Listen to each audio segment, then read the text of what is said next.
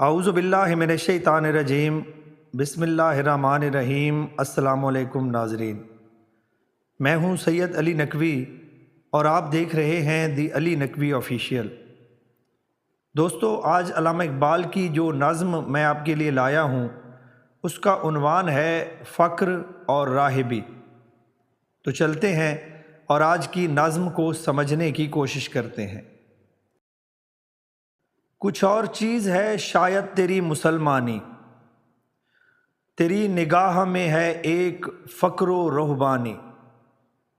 مشکل الفاظ میں فقر، درویشی، رہبانی، دنیا کو ترک کرنا یا دنیا کو چھوڑ دینا۔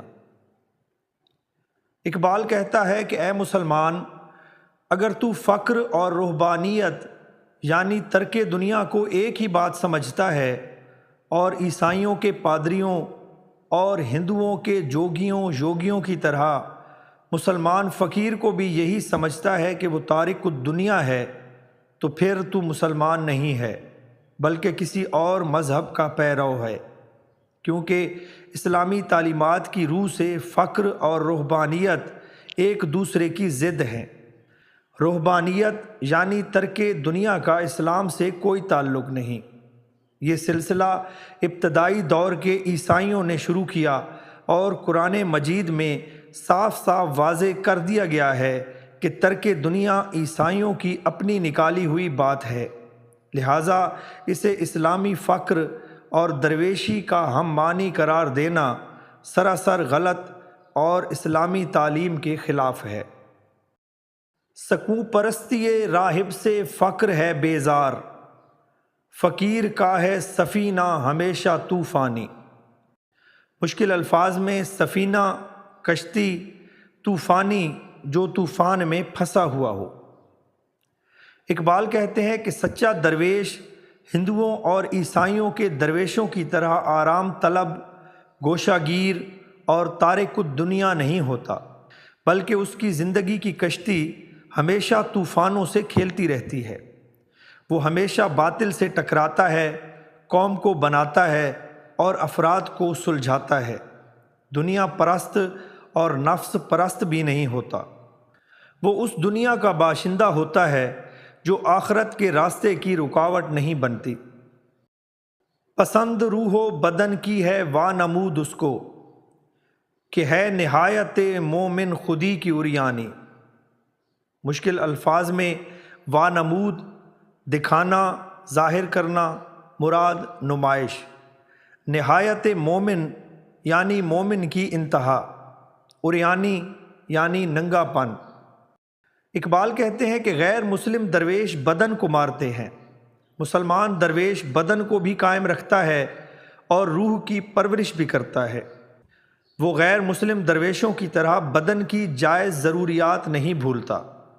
خودی بے نقاب صرف اس وقت ہو سکتی ہے جب بدن اور روح دونوں کی ساتھ پرورش ہو۔ چنانچہ فقیر راہبوں کے اصول حیات کے خلاف ہمیشہ اپنی روح اور اپنے بدن کی میدان جنگ میں نمائش کرتا رہتا ہے، یعنی وہ راہبوں کی طرح جنگلوں میں خلوت کی زندگی بسر نہیں کرتا۔ فقیر روح و بدن کی نمود پر مجبور ہے۔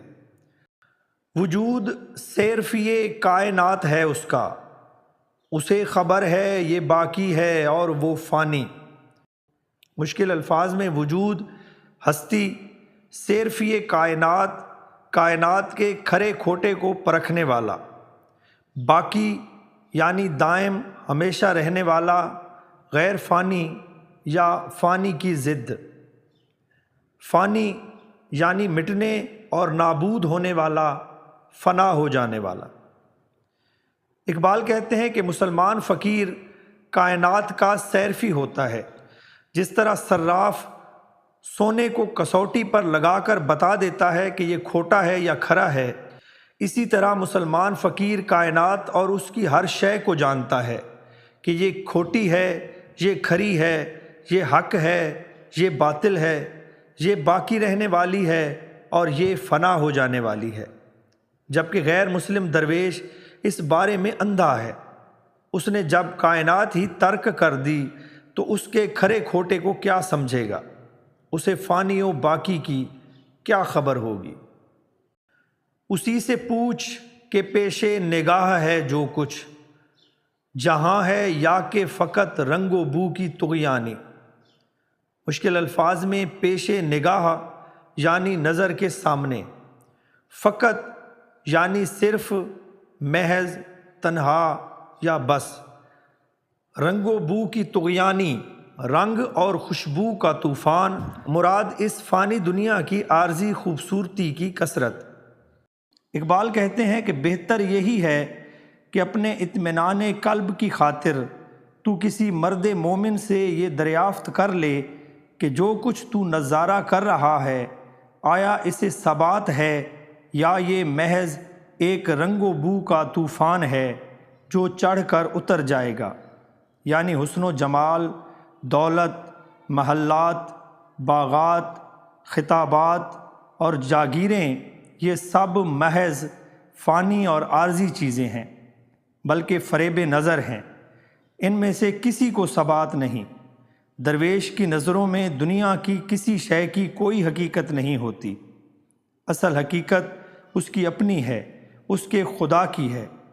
وہ سب کو ٹھکرا کر صرف خدا کی رضا پوری کرنے میں لگ جاتا ہے اور اپنے فکر و عمل سے ایسی دنیا بناتا ہے جو دنیا ہوتے ہوئے دین بن جاتی ہے۔ یہ فقر مرد مسلمان کھو دیا جس سے، رہی نہ دولت سلمانی و سلیمانی۔ مشکل الفاظ میں دولت سلمانی، حضرت سلمان فارسی کی دولت، مراد درویشی کی دولت۔ دولت سلیمانی یعنی حضرت سلیمان علیہ السلام کی دولت، بادشاہی، حکمرانی اور شان و شوکت۔ اقبال کہتے ہیں کہ جب سے مسلمانوں میں وہ فقر غائب ہوا ہے جس کی خصوصیات مذکورہ بالا اشعار میں بیان کی گئی ہیں، اور مسلمانوں نے غیر مسلموں کا سا فقر اور پیشہ ور فقر یعنی گدائی اختیار کر لی، اسی وقت سے مسلمان دنیا میں بالکل ذلیل و خوار ہو کر رہ گئے ہیں۔ ان میں نہ تو سلمانی شاہی رہی ہے اور نہ سلیمانی شکوہ یعنی نہ تزکیہ، تقوی، پرہیزگاری اور درویشانہ صفات رہی ہیں، اور نہ دنیاوی جاہ و جلال، جہاں بانی اور حکمرانی باقی رہی ہے۔ دولت سلمانی سے مراد حضرت سلمان فارسی کی سی پاکیزہ اسلامی سیرت یعنی تقوی، اور دولت سلیمانی سے مراد ہے حضرت سلیمان علیہ السلام کی سی سلطنت اور حکومت۔ تو یہ تھی آج کی نظم، امید ہے آپ کو پسند آئی ہوگی۔ اپنا بہت خیال رکھیے گا۔ اللہ حافظ۔